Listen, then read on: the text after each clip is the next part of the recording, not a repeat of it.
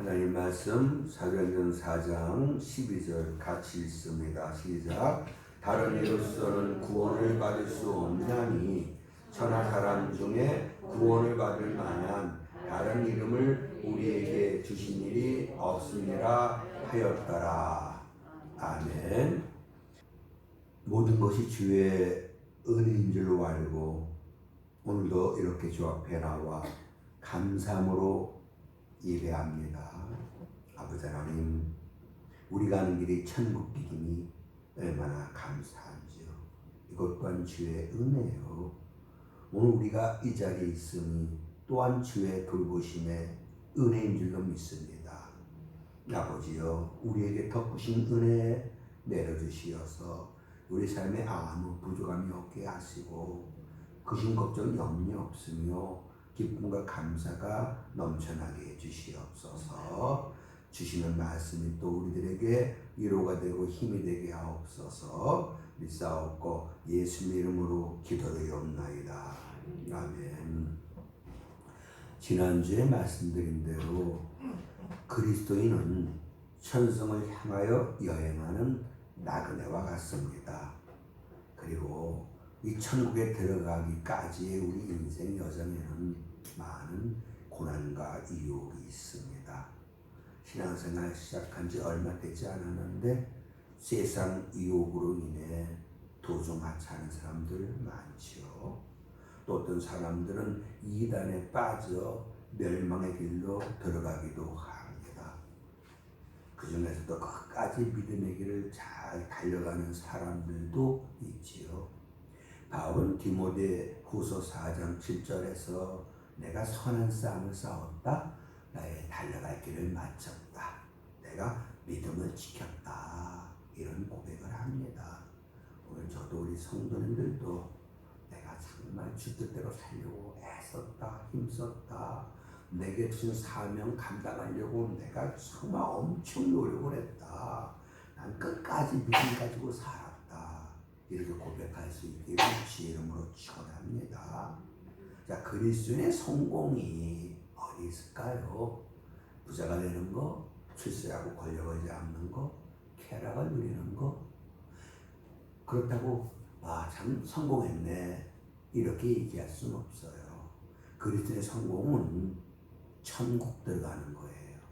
천국에 가서 심판주 예수님으로 말미암아 칭찬과 상급 받는 거, 이게 그리스도의 성공이에요.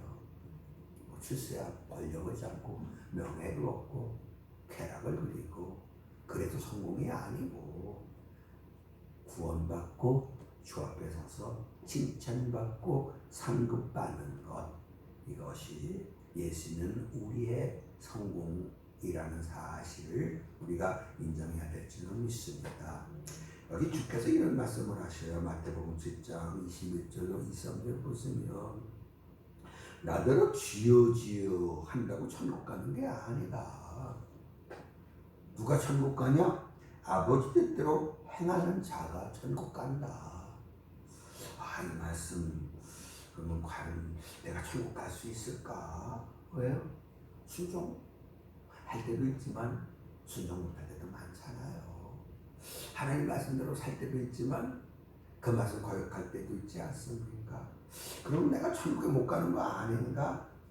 이런 의심 살짝 들 수 있거든요.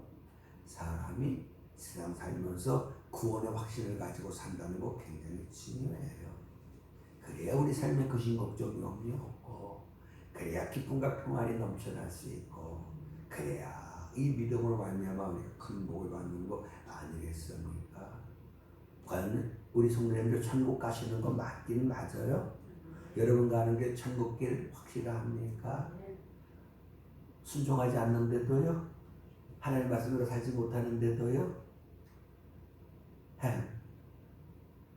어떤 생각이 들어요? 답은 있어요. 회개입니다. 회개. 요한계시록 보십시오. 누가 지옥 가요? 회개하지 않아도 지옥 가는 거예요. 우리가 순종 못해요. 믿음이 약해서 때로는 정말 우리가 죄질 수 있거든요. 그때는 어떻게 해요? 하나님, 내가 잘못했어요. 하나님, 내가 이기가 되는데 이기지 못했어요. 하나님 나 죄지면 안 되는데 죄졌어요. 하나님 잘못했으니 용서해 주세요. 이 회개 기도는 반드시 하고 살아야 돼요.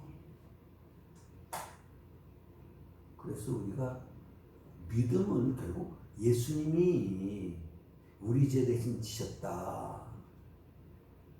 이게 믿음이잖아요. 그래서 어떻게 하라는 거예요? 회개하라는 거예요. 믿고 회개입니다. 믿고 회개. 베드로가 설교하잖아요. 그 말씀 믿고 이스라엘이 회개했어요. 그래서 성령 선물 받았어요. 구원받은 거 우리 너무나도 잘 알고 있습니다. 계속해서 주님이 하신 말씀이 뭡니까? 많은 사람들이 우리가 주의 이름으로 선전으로 됐고 주의 이름으로 귀신 쫓아냈고 주의 이름으로 많은 권능 행했다는 거예요. 그런데 이들에게 주님이 하신 말씀 뭡니까? 나 너 도무지 몰라. 왜? 넌 불법을 행했어. 이 불법이 아노미아의 언어로 율법을 어겼다. 말씀을 지키지 않았다. 하나님 말씀 지키라고 듣는데 말씀을 지키지 않았어요. 그럼 어떻게 해야 돼요? 회개해야 되는데 회개하지 않았어요. 회개하지 않으면 망하리라. 회개해야 제사만 받는다 라고 주께서 말씀했지 않았습니까? 정말 이 말씀과 같이 우리가 주의 이름으로 선전으로 타고 말씀을 전파하고 귀신을 쫓아내는 능력을 행했다 할지라도 주님으로부터 외면당할 수 있어요. 이걸 주님 말씀하시지 않았습니까? 그 이유는 말씀드린 대로 불법을 행했기 때문이에요. 하나님 뜻대로 말씀대로 살지는 않았어요. 우리 구약에 보시면 호세아서 4장 1절 2절이거든요. 하나님 말씀하시는 거 이스라엘 자손들에게 진실도 없고 인애도 없고 하나님 하는 칙도 없다. 저주, 속임, 살인, 도둑질, 가는 뿐이다. 포악하여 피가 피를 뒤음이라. 이걸 좀 쉽게 해석을 하면은 이렇게 해석할 수 있어요. 표준 세번역에서 이렇게 해석을 합니다. 이스라엘 자손아, 우리가 영적 이스라엘이지요. 우리가 영적 이스라엘 자손이거든요. 우리가 하신 말씀이라는 거예요. 자, 이 땅에는 나한텐 진실이 없어요. 사랑도 없어요. 하나님 아는 칙도 없어요. 있는 것이라고는 저주와 사기와 살인과 도둑질과 가는뿐이라는 거예요. 그리고 살육과 악살이 그칠 사이가 없다는 겁니다. 하나님께서 왜 노아 시대에 물로 세상을 심판하셨죠? 창세기 6장 5절 사람의 죄악이 세상에 관영했어요. 차고 넘쳤어요. 죄가. 여기서 우리가 하셔야 될 것이 우리 하나님은 오래 참으시는 하나님이잖아요. 오래 참지 끝까지 참지는 않으셔요. 그러니까 지켜보고 보고 보다가 안 되겠다 싶으면 갈아엎으셔요. 침상에 던져버리셔요. 이렇게 이스라엘 하나님 믿는다고 하면서 그들에겐 진실도 사랑도 하나님 아는 칙도 없었어요. 하나님의 뜻을 아랑곳하지 않았어요. 하나님 명령 같은 건 신경도 안 썼어요. 그냥 저주, 사기, 살인, 도둑질 가는 뿐인 거거든요. 서로 살육하고 학살하고. 그래서 하나님 심판하셨어요. 바빌론의 포로가 되어 끌려가 얼마나 큰 수욕과 공력을 이들이 치릅니까? 이런 어리석은 행동이 중세 로마 천주교 시대에도 반복되었습니다. 동네마다 교회당이 지어졌거든요. 그런데도 그들은 잘못된 삶을 살았어요. 그러나 다행스러운 건 구약 아방 시대에도 하나님은 바알에게 무릎을 꿇지 않는 7,000명을 남겨놨다고 했지 않았습니까? 중세 로마 천주교 시대에도 하나님은 믿음의 사람들을 남겨두셨어요. 하나님은 이들을 통해서 기독교를 개혁하게 하셨습니다. 이들을 통해서 하나님이 원하시는 참된 신앙생활이 무엇인지를 알게 해주셨어요. 성도 여러분 아셔요? 하나님이 원하시는 참된 신앙생활이 어떤 생활인지 여러분 아셔요? 하지요. 근데 그렇게 살지를 않고 있을 뿐이겠죠. 오늘은 종교개혁주일이에요. 그러니까 종교개혁을 기념하는 날이거든요. 1517년 10월 30일 날 종교개혁자 루터가 이 천주교가 이렇게 잘못됐다. 95개의 조항을 만들어서 비텐베르그 성당 교회문 앞에다가 붙였어요. 그래서 우리가 이 개신교는 매년 10월 30일을 그 앞둔 주일, 그 주일을 종교개혁주일로 지키는 거거든요. 개혁운동이 일어났던 거죠. 자, 그리고 500년이 지났어요. 참 오늘날은 그 당시보다도 물질적인 그런 풍요로 인해서 경제적인 안정을 누리고 있습니다만 오히려 이 물질적인 풍요가 성도들의 삶에 많은 유혹과 위협이 되고 있어요. 이러한 시대에 우리는 과거 종교개혁자들이 외쳤던 5가지 주제를 다시 한번 상기하고 붙잡으셔야만 합니다. 이 5가지 주제가 그리스도인들이 이 땅에서 천국까지 가는 여정 가운데 가장 안전하고 확실하게 그리고 행복하고 아름답게 살아갈 수 있는 길이 된다는 걸 믿으셔야 될 줄로 믿습니다. 그러면 5가지 주제가 뭔가 할 때 첫째는 오직 성령, 두 번째는 오직 예수, 세 번째는 오직 믿음, 네 번째는 오직 은혜, 그리고 5번째는 오직 하나님께 영광. 이 5가지 주제를 따라 사는 그 삶이 우리로 하여금 복되게 해주고 주 앞에 영광 돌리게 해주고 그 은혜와 사랑을 받게 해줬다는 거 믿으시길 주의 이름으로 축원합니다. 그래서 첫 번째는 오직 성경이거든요. 참 왜 천주교 그 당시는 성경을 못 읽게 했을까요? 신부들만이 성경을 볼 수 있었던 거거든요. 그리고 교황의 그 지침이 성경의 권위보다 또 우위에 두었어요. 그러니까 참으로 엉터리 교육이 될 수밖에 없었던 거거든요.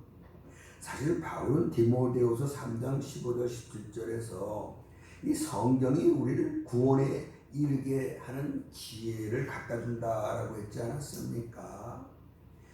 그런데 이 구원은 믿음으로 말미암아 받는다는 거거든요. 믿음으로 우리가 구원을 받는다. 이걸 아는 이 지혜, 이걸 성경은 우리에게 갖다 줬다는 거잖아요. 이 성경은 우리를 교훈하고 우리를 책망하고 우리를 바르게 해주고 우리를 의로 교육해 준다는 거거든요. 이 말씀이. 그래서 예수님은 우리를 온전한 하나님의 사람 되게 해주는 능력이 어디에 있어요? 성경에 있어요. 성경에. 그거 알약 아무것도 아닌데 그게 능력이 있어요. 우리 몸 병 낫게 해주는 능력이 있지 않습니까? 자, 하나님 말씀. 이 말씀은 능력이 있어요. 그래서 히브리서 4장 10절 하나님 말씀은 살았고 능력이 있다는 거예요. 우리의 삶을 변화시켜준다. 우리 잘못된 거 고쳐준다 라고 말씀했지 않았습니까? 사도행전 20장 32절 보시면 이 성경 하나님 말씀은 은혜의 말씀이다. 이 말씀이 우리의 든든히 서게 말씀이에요. 자, 이 말씀이 우리를 온전한 하나님 사람 되게 해줘요. 그리고 이 말씀 우리에게 능력을 갖다 주거든요. 어떤 능력? 선을 행할 수 있는 능력을 갖다 줍니다. 그래서 다윗은 여기 시편 19편 7절 8절에서 이 하나님 말씀은 우리 영혼을 소용시켜준다. 하나님 말씀은 우리를 지혜롭게 해준다. 하나님 말씀은 우리를 기쁘게 해준다. 하나님 말씀은 우리 눈을 밝게 해준다. 이렇게 이 말씀은 은혜의 말씀이고 생명의 말씀이고 구원의 말씀이고 능력의 말씀인 거거든요. 그래서 미국 16대 대통령 링컨 대통령은 하나님이 우리에게 주신 최고의 선물이 뭐다? 성경이다. 이런 말을 했습니다. 미국 예일대 대학 그 총장을 역임했던 펠프스 박사 이런 말 합니다. 나는 대학 교육의 가치를 충분히 인정한다. 그러나 성경 지식이 있는 이 교육이 성경을 모르는 대학 교육보다 훨씬 값지다. 대학 교육보다도 더 소중한 게 성경 교육이다. 이 말씀인 거거든요. 이 성경 지식이 충분한 사람은 교육을 받은 것이나 다름없다. 어떤 것에 대한 배움도 폭넓은 지식도 성경 지식과는 바꿀 수 없다. 성경을 아는 이 지식, 성경 교육, 이것이 성경 기운 이것보다 더 귀한 것은 없다. 이런 말씀을 했습니다. 자, 우리도 인정을 합니다. 성경은 하나님 말씀, 은혜 말씀, 능력의 말씀, 구원의 말씀, 복된 말씀. 근데 문제는 뭡니까? 이 성경의 소중함을 알고 있으나 실제로 나의 삶 속에서 성경을 가까이 하고 있느냐는 것이거든요. 시편 119편 105절 보시면 주의 말씀은 내 발의 등이요 내 길의 빛이다. 이렇게 시편 기자는 고백합니다. 그러니까 이 성경이 나로 하여금 바른 길을 얻게 한다. 성경이 나로 하여금 믿음의 길에서 벗어나지 않게 해준다. 이 성경이 나로 하여금 정말 죄 안 짓게 해준다. 이 말씀이잖아요. 이렇게 소중한 책을 우리가 가지고 있어요. 그런데 읽지는 않아요. 무슨 의미가 있겠습니까? 내 하나님 말씀을 읽고 듣고 공부하고 암송하고 묵상하는 이 과정, 이걸 통해서 우리는 이 제약된 세상을 이겨낼 수 있어요. 모든 유혹을 물리칠 수 있어요. 죄의 영광을 드러낼 수 있는 거거든요. 끝까지 믿음 지킬 수 있고 그 믿음으로 복을 받을 수가 있습니다. 이제 저와 우리 성도님들은 성경을 가까이 하십시다. 다시 고백합니다. 주의 말씀이 꿀보다 송이 꿀보다 더 달다. 이런 고백 있어질 수 있기를 주의 이름으로 축원합니다. 자, 이렇게 첫 번째는 오직 성경, 두 번째 뭐라고요? 오직 예수입니다. 오직 예수. 왜 오직 예수냐? 예수 그리스도만이 인간의 죄와 죽음의 문제를 해결해 줄 수 있기 때문인 거거든요. 감히 누가 나는 죄가 없다 그렇게 주장할 수 있을까요? 로마서 3장 10절 보시면 의인은 없나니 하나도 없다. 모든 사람들이 다 죄를 지었다는 거 아니겠습니까? 문제는 로마서 6장 23절 말씀대로 이 죄값은 사망이에요. 죄로 인하여 하나님과 원수가 됐어요. 죄 때문에 하나님 복을 받지 못합니다. 그래서 이 죄 문제를 해결해야 되는데 우리 스스로의 힘으로는 절대로 이 죄 문제를 해결할 수가 없어요. 누가 이 죄 문제를 해결해줘요? 예수. 여기 에베소 1장 10절 보십시오. 그의 피, 예수 피로 제사함 받는 거거든요.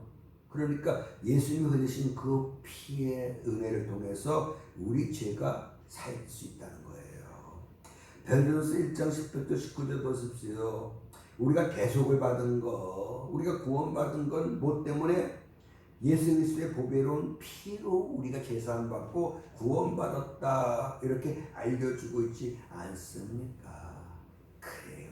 예수 피 때문에 우리가 제사함 받고 구원을 받았다는 거, 이걸 우리가 믿어야 합니다. 이렇게 오직 예수여야 하는 두 번째 이유는 죽음 때문인 거거든요. 우리 인간의 힘으로 해결할 수 없는 문제 두 가지가 있어요. 하나는 죄의 문제, 그리고 또 하나는 죽음의 문제입니다. 아무리 뛰어난 의사라 할지라도 죽은 자 살려낼 수 없어요. 이 죽음에 대하여 성경은 이렇게 말하지요. 히브리서 9장 27절 한 번 죽는 것은 사람에게 정해진 것이요. 사람은 한 번 죽게 돼 있다는 거죠. 근데 문제는 그 다음이 문제라는 거예요. 세상 사람들은 죽으면 끝이다 이렇게 착각하고 살아요. 그래서 사는 날 동안 그냥 지 하고 싶은 대로 그렇게 삽니다. 자유라는 거예요. 그러니까 네가 살고 싶은 대로 살라는 거예요. 근데 성경은 뭡니까? 네가 살고 있다고 그렇게 네 마음대로 살면 그게 죄가 된다. 그래 너는 망한다. 이렇게 말씀하고 있지 않습니까? 죽음이 끝이 아니에요. 그 다음에 심판이 있어요. 그래서 그 심판날 우리는 꼭 칭찬받고 상급받는 자가 되어야 할 줄은 믿습니다. 이렇게 오직 예수를 외치는 이유가 뭡니까? 예수 그리스도 외에 우리의 죄의 문제, 죽음의 문제 해결할 길이 없기 때문인 거잖아요. 여기 오늘 본 말씀 사도행전 4장 12절 보십시오.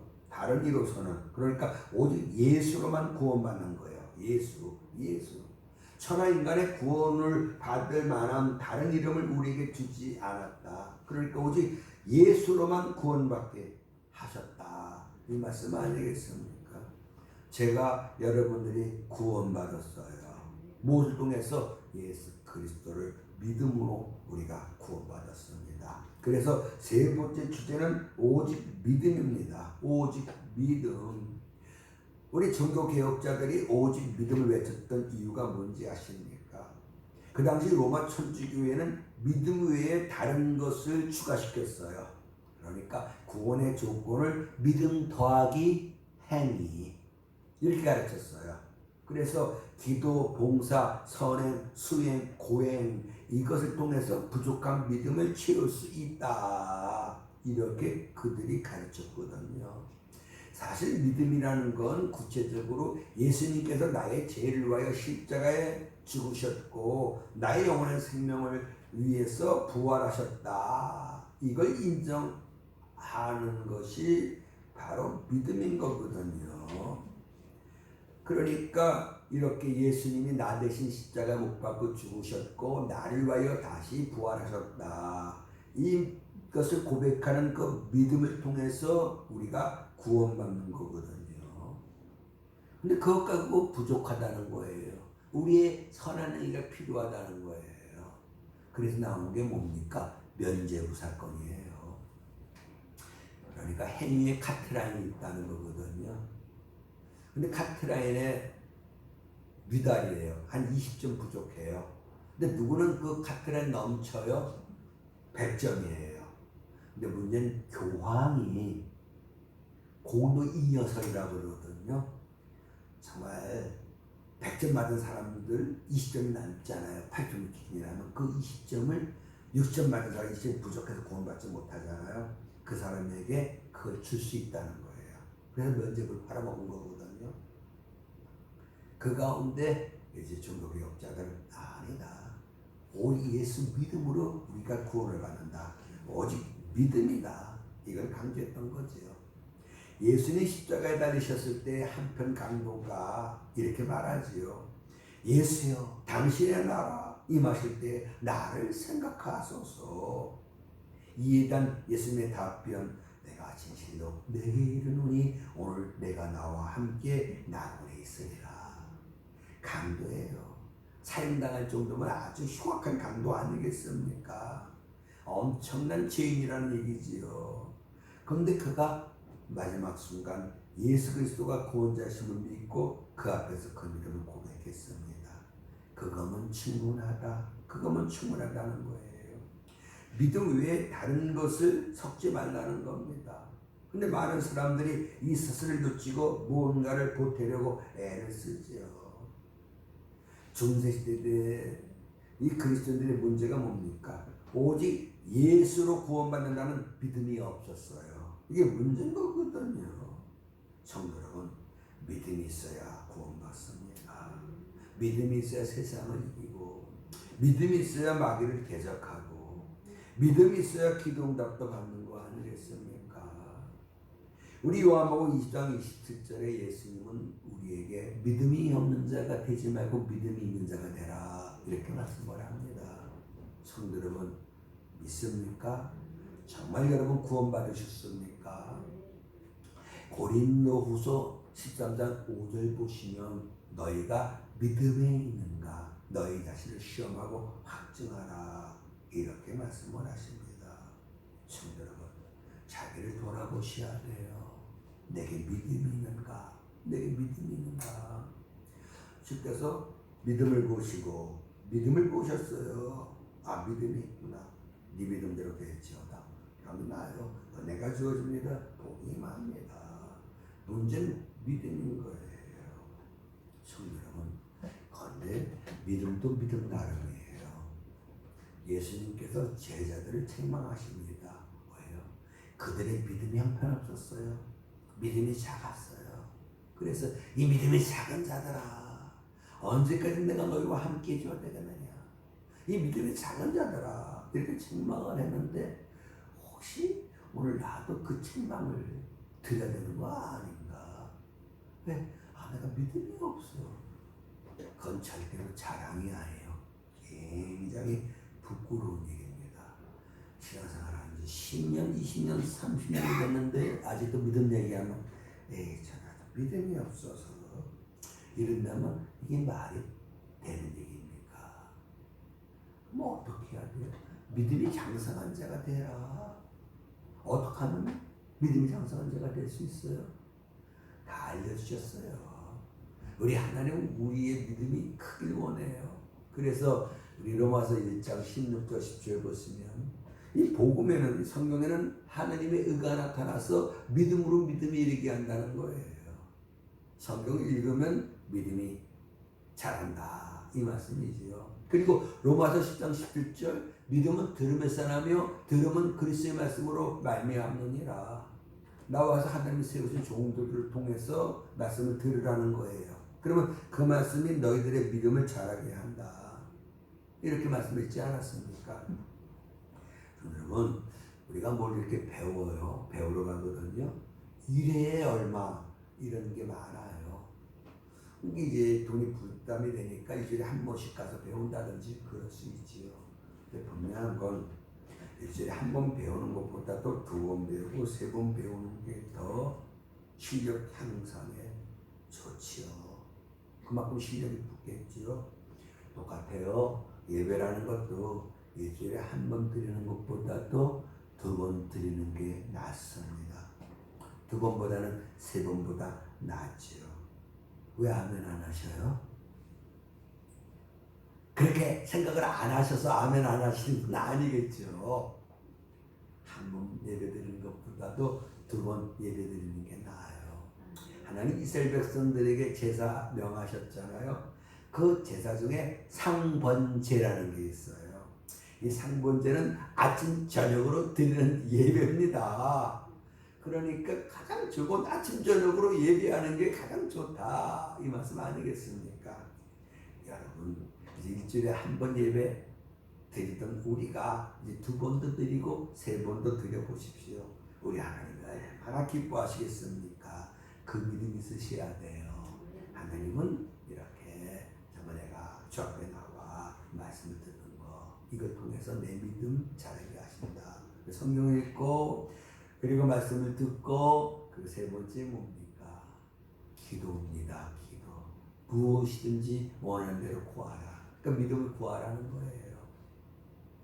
자기 아들이 귀신 들려서 불에도 넘어지고 물에도 넘어지고 그러던 중 예수 소문 듣고 찾아오잖아요. 예수님 뭐라고 말씀하셔요? 믿으라는 거예요. 그랬더니 이 정말 그 아버지가 주여 나의 믿음 없음을 도와주시옵소서, 그 기도했지 않았습니까? 믿음은 은사입니다. 고린도전서 12장 어떤 에게는 지혜 말씀 은사, 어떤 에게는 지식의 말씀 은사, 어떤 에게는 믿음이 은사합니다. 구하는 자에게 주신다. 은사를 구하라는 거예요. 하나님 나에게 믿음을 주시옵소서, 하나님 나에게 큰 믿음을 주시옵소서, 이렇게 기도하는 거예요. 말씀 읽으면서 주 앞에 나와 기도하면서 그렇게 기도하는 겁니다. 이야, 대단해요. 참 믿음이 와요. 믿음이 생긴다니까요. 이건 제가 경험해서 드리는 말씀이에요. 그래서 믿음이 큰 우리들이 다 될 수 있기를 주의 이름으로 축원합니다. 첫째 뭐라고요? 오직 성경. 2번째 오직 예수. 3번째는 오직 믿음. 그래서 우리 정말 요한복음 20장 27절 믿음 없는 자가 되지 말고 믿는 자가 되라. 이제 저 예수를 믿되 크게 믿는 저와 성도님 될 수 있기를 주 이름으로 축원합니다. 이제 네 번째는 오직 은혜거든요. 우리 그리스도인들에게 있어서 이 은혜라는 말은 값없이 거저 주시는 하나님의 사랑, 이것이 은혜거든요. 하나님이 믿는 자들에게 주시는 은혜가 뭡니까? 한마디로 구원이에요. 이 구원이 다른 말로 영생이고 천국이지요. 그러니까 구원, 영생, 천국, 이건 사람의 노력으로 얻을 수 있는 것이 아니라는 겁니다. 하나님이 주시는 선물이라는 거거든요. 그래서 은혜입니다. 은혜. 여기 바울은 에베소 2장 8절 9절 통해서 우리가 무엇으로 구원을 받아요? 은혜로 구원을 받았다는 거예요. 우리가 이렇게 구원받은 게 하나님의 선물이라는 거예요. 내가 뭘 행해서 받는 게 아니라는 거거든요. 우리가 은혜로 구원받았어요. 얼마나 감사합니까? 은혜로 구원받았기 때문에 우리의 감사가 넘쳐나는 거예요. 내가 뭘 해서 구원받았다면 뭐 감사할 거 없지요. 내가 있어서 얻은 건데. 그런데 이 구원은 전적으로 하나님의 은혜이기 때문에 우리가 감격하고 기뻐하는 거 아니겠습니까? 세상엔 공짜가 없다 이런 말을 합니다. 그런데 구원도 영생도 천국도 공짜라고 하니까 그게 믿어지지 않는 거예요. 아니 그렇게 값진 게 어떻게 공짜일 수 있느냐 이런 말 하잖아요. 근데 생각해 보세요. 정말 사람들에게 없어서는 안 될 아주 귀한 것 공짜입니다. 그 대표적인 것이 산소고 햇빛이고 물 아니겠습니까? 이렇게 산소, 햇빛, 물 없으면 우리 삶 유지해 나갈 수가 없잖아요. 근데 물 사 먹어요 오늘날 오염돼 갖고. 근데 그게 물값이 아닌 건 아시죠? 물을 퍼올리는 값이에요. 그리고 그 물을 용기에 담고 포장하는 값이고요. 그리고 그 물을 운송하는 값이고요. 그 물 이제 이렇게 끌어올리고 배달하고 그런 수고의 값이지 절대로 우리가 사 먹는 그 생수가 물값이 아니라는 걸 우리가 깨달아야 될 줄 믿습니다. 그 물을 그 사람들이 만들어냈나요? 아니잖아요. 이렇게 사람에게 없어는 안 될 아주 귀한 산소, 햇빛, 물 이런 것들은 절대로 값을 붙일 수가 없어요. 그와 마찬가지입니다. 사람에게 있어서 가장 소중한 이 구원도 마찬가지예요. 값을 내릴 수가 없는 거예요. 이건 우리를 사랑하시는 하나님이 우리에게 거저 주시는 은혜다. 이걸 믿으시길 주 이름으로 축원합니다. 여기 바울은 나의 나된 건 하나님의 은혜다. 이런 고백을 합니다. 나와 함께 하신 하나님의 은혜라는 거예요. 내가 수고하는 것도 성도 여러분, 이 심장 뛰는 것도 하나님의 은혜입니다. 내가 숨쉬는 것도 하나님의 은혜요. 내가 살아가는 것 하나님 은혜요. 내가 이렇게 움직이고 활동하는 것 이것도 하나님의 은혜라는 걸 성경은 우리에게 분명히 알려주고 있습니다. 이 은혜 얼마나 감사합니까? 모든 것 하나님의 은혜예요. 우리 70년대 80년대 우리 성도들 만나면 은혜 받으세요. 은혜 받으셨습니까? 또 기도할 때마다 하나님 내게 은혜를 주세요. 은혜를 주세요. 이렇게 뜨겁게 기도를 했는데 오늘 우리 성도들의 은혜입니까? 정말 목마른 사슴이 신의 물 찾기 갈급함과 같이 주의 은혜를 관 우리가 얼마나 사모하고 있습니까? 은혜를 사모한다면 은혜 받을 수 있는 방편 그걸 알아야 돼요. 어떻게 은혜 받을 수 있어요? 우리 기도해야 은혜 받아요. 성경을 읽어야 은혜 받아요. 실주해야 은혜 받고 충성해야 은혜 받는 거거든요. 이 은혜 방편이에요. 찬양해야 은혜 받고. 근데 은혜는 받고 싶은데 은혜 받을 수 있는 그 삶을 살지를 않아요. 자, 어떻게 하면 좋은 성적을 학생들이 거둘 수 있지요? 공부해야 하잖아요. 근데 공부는 하기 싫어요. 그런데 성적은 좋은 성적을 내고 싶어요. 그래서 하는 게 뭡니까? 컨닝이라는 걸 하는 거죠. 그래 걸리면 빵점 처리되는 거 아니겠습니까? 사랑하는 여러분, 주께서 너희가 은혜 받기 원하냐? 너희가 이렇게 하면 내가 은혜를 주겠다. 주께서 말씀하신 것 여러분들이 깨닫고 정말 이제 주의 명하신 대로 행해서 크게 은혜 받는 저와 우리 성도님 될 수 있기를 주 이름으로 축원합니다. 이제 마지막 다섯 번째는 하나님께 영광이거든요. 왜 종교개혁자들이 하나님께 영광을 외쳤는지 아십니까? 그 이유는 당시 교황의 권세가 하나님의 자리까지 높아졌어요. 심지어 교황은 오류가 없다. 교황 노설까지 등장했어요. 이 교황의 권세가 이 세속의 왕권까지 간섭할 정도로 크고 강했습니다. 이건 섬기려고 오신 예수님의 모습과는 정반대되는 거 아니겠습니까? 주님이 이렇게 말씀을 하셨어요. 마태복음 20장 28절이거든요. 인자가 온 것은 성김을 받으려 함이 아니라 도리어 섬기려 하고 자기 목숨을 많은 사람의 대성물로 주려 함이니라. 이걸 현대인의 성경에는 좀 더 쉽게 해석해 놨어요. 간단해요. 나는 섬김을 받으러 온 것이 아니라 섬기러 왔다. 많은 사람들의 죄값을 치르기 위해 내 생명만저 주려고 왔다. 섬기려고 왔어요. 주님이.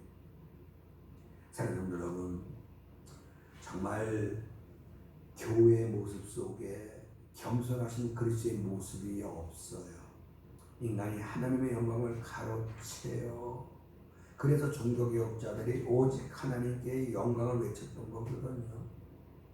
19세기 영국의 정치가 좋은데 더는 절대 권력은 절대 부패한다. 이런 말을 남겼습니다.